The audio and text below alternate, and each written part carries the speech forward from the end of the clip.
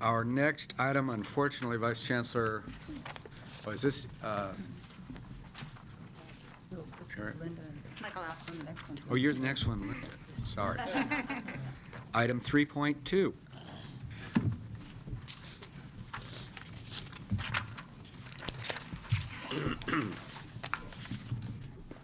This item is also a first reading of proposed amendments to Title V regulations governing the circumstances under which community college districts can receive apportionment funding for students who re-enroll in a course they have previously taken. Collectively, these amendments limit to 3 the number of times a district can receive funding for a student's enrollment in a single course, with specific exceptions that might allow funding for fourth enrollment under specific circumstances. These amendments follow up on prior revisions to the regulations governing course repeatability and withdrawals that have come before the board and that you have adopted. The board last adopted revisions in 2009 that were a step toward limiting course repeats and withdrawals. However, even with those changes, it is currently possible for a student to re-enroll in the same course multiple times, with a district claiming apportionment funding each time. There's been recent focus from the Legislative Analyst's Office, and there was an article several months ago in Inside Higher Education, a national higher education daily, that criticized our system for allowing students to retake a course multiple times. And given the system's current inability to meet enrollment demand and the growing numbers of students who are being denied access to needed courses, our current policy is simply not supportable. A review of the data on student course-taking patterns also reveals that our current policy does not serve students well. English and mathematics are among the 5 most repeated course subjects. The data show that with each repetition, the percentage of students successfully completing a course diminishes. Looking at the data for students who were enrolled during 2009-10, for English, among students who took a class twice, 37% passed. Among those who took it 3 times, 24% passed. On the 4th take, only 20% passed, and if it was taken 5 times, only 16% passed. For math, the pattern is similar, but the pass rates are even worse. By the 5th time a student takes a math course, only 11% pass the course. These students are taking seats that are needed by students who have not had a single chance to pass a course, and allowing students to repeatedly fail the same course is, at best, an inefficient approach to helping them achieve their educational goals. With specific exceptions, these proposed amendments would ensure that districts are not funded for any student to enroll in any course more than 3 times, regardless of whether the student previously completed the course and is repeating to raise their grade, or whether the student withdrew from the course. Current regulations allow a student to repeat a class twice to improve on a substandard grade, that is, a grade below a C. And these amendments would retain those provisions. Current regulations also allow a student to withdraw from and re-enroll in a class as many as 4 times. These amendments would limit students to 3 enrollments if they withdraw. But more importantly, these amendments would say that even in the interaction of those 2 provisions, a district could not receive apportionment funding more than 3 times for a student's enrollment in a single course. A district could receive funding for 1 additional enrollment if a student petitions to re-enroll in a course due to extenuating circumstances outside the student's control, such as fire or a flood or something like that. An exception would also be allowed if there's an educational need for a student to repeat the course because of the length of time since the last time the student attempted the course. That would be a decision made by the college and by faculty. There are also exemptions from these apportionment limits for specific types of courses or students. For example, a student who has to withdraw due to being called up for the military would never be penalized for that withdrawal. Military withdrawals are exempt. Repetition of a module within an open entry, open exit variable unit course would not be counted. Students who are enrolled in special classes for students with disabilities would be exempt from the restrictions. There are also provisions for repeats of a cooperative work experience course and for enrollment in legally mandated training to retain a job. In addition, districts would be able to allow a student to repeat a course as long as apportionment was not claimed for that re-enrollment. It's anticipated these amendments, if adopted, would become effective for the spring 2012 semester so that in the fall semester, districts could warn students who are approaching these limits that they are about to lose their ability to re-enroll. I should also mention that there is a category of courses that are termed repeatable courses, and those include PE and many activity courses in the performing and fine arts, for example. Well, these amendments would apply the apportionment limit to those courses. There are other issues related to repeatability that will be the subject of further work by the System Advisory Committee on Curriculum and the Chancellor's Office, particularly my colleague Barry Russell in Academic Affairs. We anticipate bringing further revisions to the board for approval when that work is concluded. These amendments were discussed at the last meeting of the Consultation Council, and there was consensus that the amendments should move forward after some technical issues were brought up and addressed in the regulations before you. And I'll be glad to answer any questions. Member Thomas, Member Barreras. Do you anticipate that local colleges would, or districts would need to do enrollment programming changes in order to implement this? Yes, programming changes will need to be made. And do you feel, or has there been discussion about, is the amount of time implementing it in spring of 2012, does that provide sufficient time for that to be accomplished? I believe it does. I met 2 weeks ago at the statewide conference of the admissions and records officers. They have primary responsibility for implementing this. And they generally felt that they would have time to put it in place for spring. Thank you. It is a challenge, any change under current circumstances, every district is guarding their resources very preciously. And so it is difficult, but I think that the districts believe that this is worth it, and implementing it in spring gives them time to accomplish it.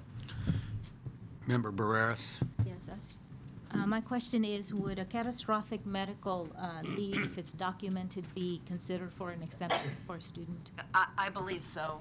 Is Sonia still here? Catastrophic medical leave. Yeah. Yes, okay. Member Davis-Lyman, and then the Chancellor would like to say something. Thank you. Vice Chancellor, would you talk a little more about the definition of outside of their control? You gave a few examples, but I'd like you to expand upon that. I believe there's a specific regulation. Michelle? I'll ask our counsel, Michelle Goldberg, to respond to that.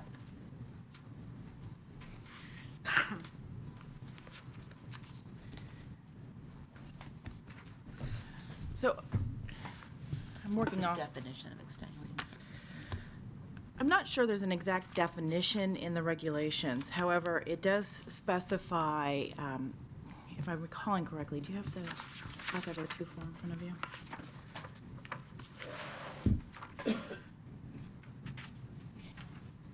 If there are extenuating circumstances, a district then evaluates those, and the student has to bring those circumstances to the district, and then they decide whether or not that student can be exempt. And it's in 5502 for I actually didn't bring my regulation binder with me, which is sort of goofy. I apologize. I'm seeing at least in the withdrawal section. Correct. there's the extenuating circumstances or verified case of accident, illnesses, or other circumstances beyond the control of students. So the language is quite broad and allows the college's discretion. Such as major life experiences of death, divorce, serious illness, those kinds of things? Yes. Because I think our districts are guarding our most precious resource, which is our students. And that's why I wanted to know, what that definition is. Because there are a lot of things outside of the control of our students. And It does give the districts quite a lot of discretion in determining what that is based on a petition by the student. okay. And would you agree? Certainly. Yes. And that's the intent is not to spell out each of those circumstances that you described, but to allow the colleges to have discretion. Okay, thank you very And much. that's in existing regs. Thank you. Chancellor Scott. Well, once again, I compliment the work that's done on this, and I can tell you why that I feel that when we do act on this, that it should be approved. Number one, we are rationing enrollment. And I hate to use the word, but the reality is there. Last year, we turned away 140,000 students. Many of these are first-time students, many of whom want to transfer, some of whom are out of work. And for someone who can't actually pass a course after 3 times, I don't believe that person ought to be taking up space, whereas the first-time student isn't able to enroll. So if we're going to ration enrollment, let's do it intelligently, and this is an intelligent way to ration enrollment. It does force the student. Number one, I think it will say to the student who is on that third go-around, I can't drop out of this course anymore. I've got to go ahead and do the work. So, if I had an inclination, I might be a little harsher than this even. But okay, we've decided that 3 is about where we want to stop. And if you want to know how the admissions and records people feel about this, I spoke before them at Long Beach about 2 weeks ago, and when I mentioned this, they broke out in applause. So I don't think the admissions and records people have any reluctance to enforce this. I think they have perhaps grown a little tired of that professional student who thinks that, who keeps enrolling in a course and dropping out and so forth. So as I said, I've tried to tell all of our audiences, you are rationing enrollment whether you realize it or not. Let's do it intelligently. Let's do it in such a way that perhaps the person who is taking golf for the 6th time at least ought to go to the end of the line, and the individual who is earnestly attempting to transfer to UC or CSU or a private university, or somebody who's desperately seeking a career technical course who's out of work, let's put these people at the front of the line. We have a precious commodity here. And if somebody doesn't take it seriously, then unfortunately I think we ought to just simply say, I'm sorry, your term is over. We're ready to educate somebody who can really finish the job. So maybe I sound like a hardliner, but I just want to make it very clear.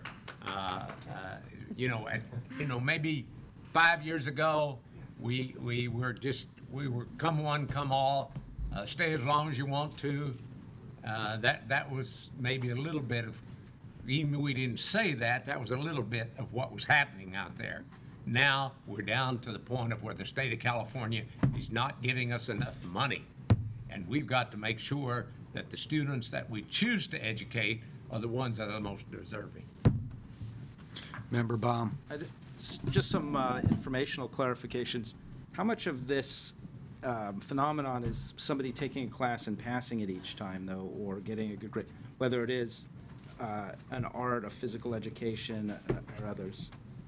Well, of the 5 courses that have most often repeated multiple times, 3 of those are activity courses. The other 2 are math and English. So there is a significant amount of repetition that is currently legal in the activity courses. But there's also a significant issue with regard to basic skills courses and other subject matter courses. But the total number, are there more of the folks that are passing the class and just taking it because they enjoyed it?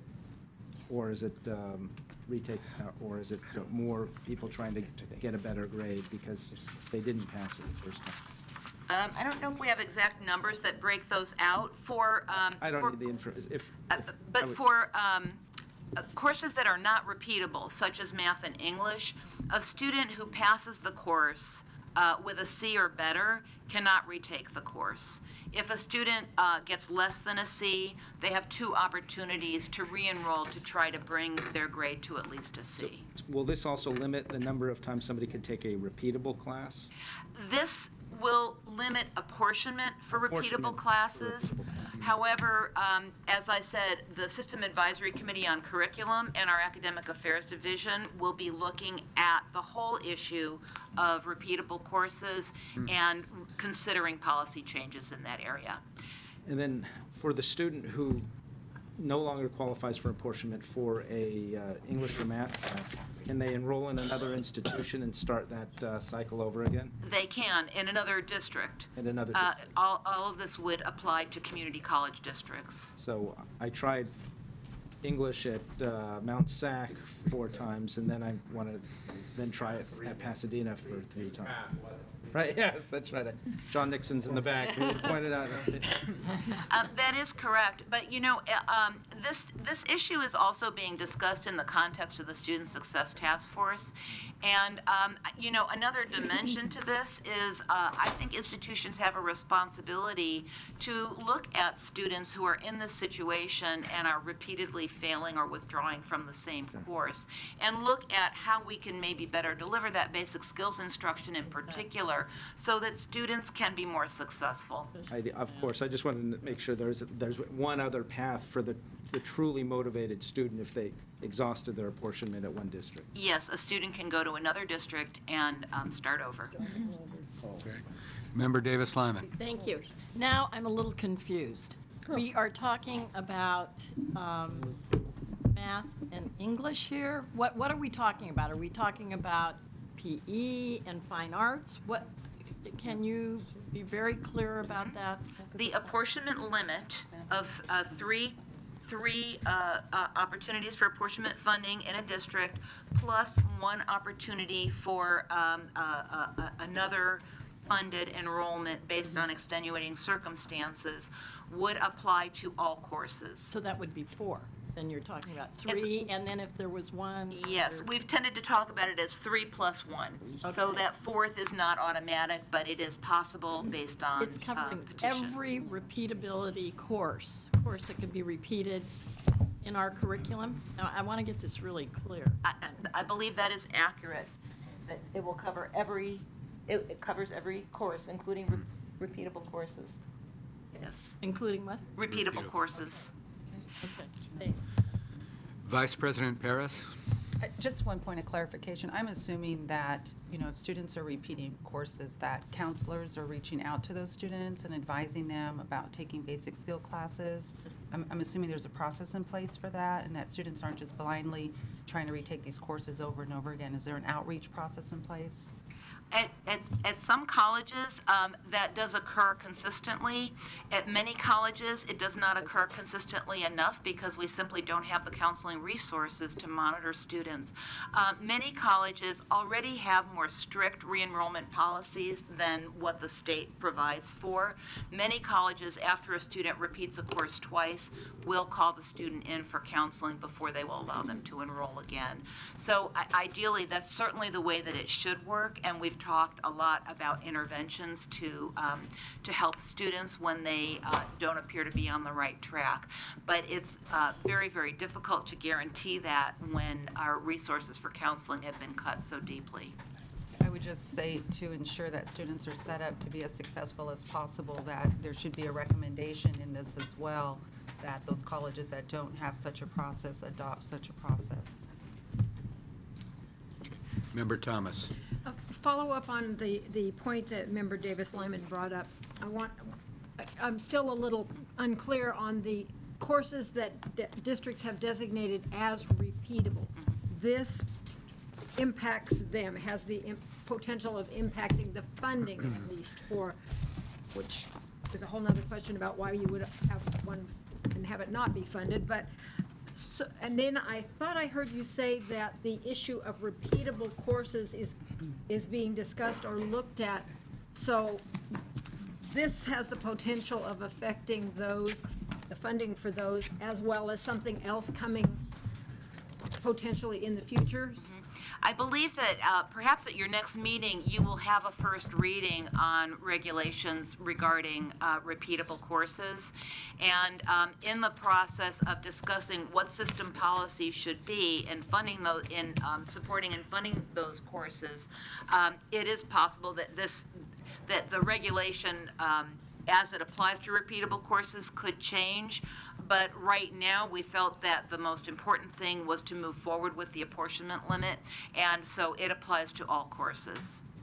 It seems a little confusing, or potential for some overlap there that would be, without discussing the merit of the policy, assuming something comes out, that you've got two layers of policy to try to implement, and I'm just a little concerned about that. It would have been our preference to bring it all to you as a single package. However, the System Advisory Committee on Curriculum and others have spent a long time talking about repeats and withdrawals, primarily with regard to non-repeatable courses, and the issue of limiting repeatability for repeatable courses has been brought to the discussion more recently, and we didn't feel that we could rush that discussion without consulting with faculty and others, nor did we feel we could delay putting in place the apportionment limit. That's why you're getting this in two pieces. Member Davis, Lyman, and then we'll move to public comment. Thank you. I'd like to follow up with something that Vice Chancellor Perez was asking about. We have the figures on students and what happens to them as they repeat lower and lower amounts past the course. Do we have the information and data on colleges that are doing something different to help students get through these basic skills course? Do we have that information that there's some shining stars out there where students are moving, progressing from one course to the next course? Do we have that information? We do know of models that, are being effective with basic skills. We have not looked necessarily specifically at how they are faring, in this particular regard of how many times students are repeating courses. But, we have the Chancellor's Student Success Task Force that is specifically looking at the big picture of how do we continue, how do we help students progress towards their educational It would be helpful if we have that objectives. information where students are not completing and what that percentage is, that we could get the information of colleges where students are, there's a higher percentage going on to the next level. That would be helpful. One model in particular is Chaffey College has been funded by, I don't remember exactly which foundation, but to implement a program where when students go on academic probation, there are significant interventions, and they have significantly increased the percentage of students who are remaining in good standing and completing their educational goals. So we do know there are models there, and we can look further. Right, and I know the RISE program at Sacramento City College has students that are on probation that end up going to UCLA, Berkeley, all over. But Right. I think that's important information too, that there are those, not just a single model, but the college information collectively, where they're doing better. Okay. We have public comment, Vice President Perez. I wanted to respond to a comment by Vice President Perez about, I just wanted to bring to your attention that in the existing policy provides that the district policy on withdrawals shall include provisions for intervention in cases of multiple withdrawals. So the board already, in the last round of updates, included in the regulation a requirement that each district have a policy in place to address repeated withdrawals, so there should be some intervention. It doesn't sound, it sounds conflicting though to what was just reported, so. Well, I think what was reported is that some colleges are particularly effective in implementing those policies, but from the board's perspective, you have already taken action to direct districts to do that. Obviously, we can bring forward to you some of the best examples. But the board's authority is to require districts to do something about it, and you've done that. So Leslie Smith, Associate Vice Chancellor for Government Relations, City College of San Francisco.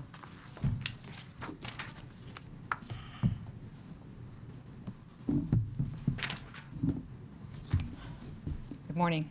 Morning. First, I'd like to just talk a little bit about City College of San Francisco, because I think you really have a situation of apples and oranges here, where you're mixing up a couple of things. And I think there's really different reasons that are involved. So let me first focus on the basic skills students rather than the activity courses, which is it building expertise and competence rather than actually building basic skills. At City College of San Francisco, we have 9,500 students taking English every semester. 130 of those try to repeat for the fourth time. It is less than 1% of our population. Yet our chair and our faculty are absolutely committed to making those students who persist successful. The last thing that we want to do is no longer be able to serve those students who are still committed despite the hardship of trying to succeed. And just because they are not succeeding in that math or English course, which is by far the most courses that are repeated, is the basic skills courses. They are still succeeding in other classes. I have a student who works for me who used to be a printer. He's an older returning student who excelled at math in high school, is having trouble now. And he could not get through at the pace because he is an older person. He's in his mid-50s, and he has to have a new career now because printing is no longer viable. There are reasons. People change, and yet we demand, exactly as you were suggesting, Vice President Perez, that they speak with the chair of the department. They get special permission. Not everybody is allowed to come back for the fourth time, because this is a very, again, there is an access issue, but we have never in the community colleges ever set a policy that provided no alternative for these students. So I really urge reviewing this policy before proceeding. I think that there is fraught with it just is contrary to what the community colleges do. It is also less than 1% of our students. And if I direct you to the chart on page, the last page of your item on this. Now, I may be reading this wrong under English, but I believe you read across to add up to 100%, and that means 20% of the total successful completers in English actually completed on the fourth try, not 20% of those who attempted. It's actually 80% of those who attempted on the fourth try completed, if I'm reading this chart correctly. So that's a significant, I mean, I understand, but remember, these students are the ones that maybe in 12 years couldn't get it in high school. So I think it's really worth reaching out. They're successful in their other courses, or they wouldn't be persisting in the community colleges. On repeatability, I have other people I'd like to bring up and testify on that specific issue when we do the policy more at the next meeting. But for example, music is not accredited unless that student can repeat that course every single semester of their attendance. So that is by definition if you get through in 2 years, 4 semesters. So there's lots of issues that have not been explored, and we need before we cut off our students. Thank you so much for your comments. Really appreciate it. Mark Venezuela, Student Senate. Good morning, everyone. The Student Senate is in support of this right now. We do really like the procedures for exceptions, and that's what we try and look out for. And right now, I think that we need to try and get the max number of students through as efficiently as possible in order to keep the community colleges an equal opportunity for everyone that needs to come through. And so right now the Student Senate is in support of this. Thank you. Thank you. Okay. Member Baum. Just a factual clarification then, because we just heard the chart that I was reading that said 20% completion. We just heard that, as somebody else interprets it, it says 80% success rate. Can we square that data? If you look at the total number of students who repeated the course, by that last repetition, 80% of those who started have completed. But upon the fourth taking, only 20% of those who enroll succeed. 20% of the fourth time, Right, Is that clear? opposed to 80% of the total. yeah. So the 80% Yeah. is cumulative Right. Oh, okay. from the first three attempt. Oh, okay, great. Yeah. Okay, thank you very much. We're going to take a 10-minute break.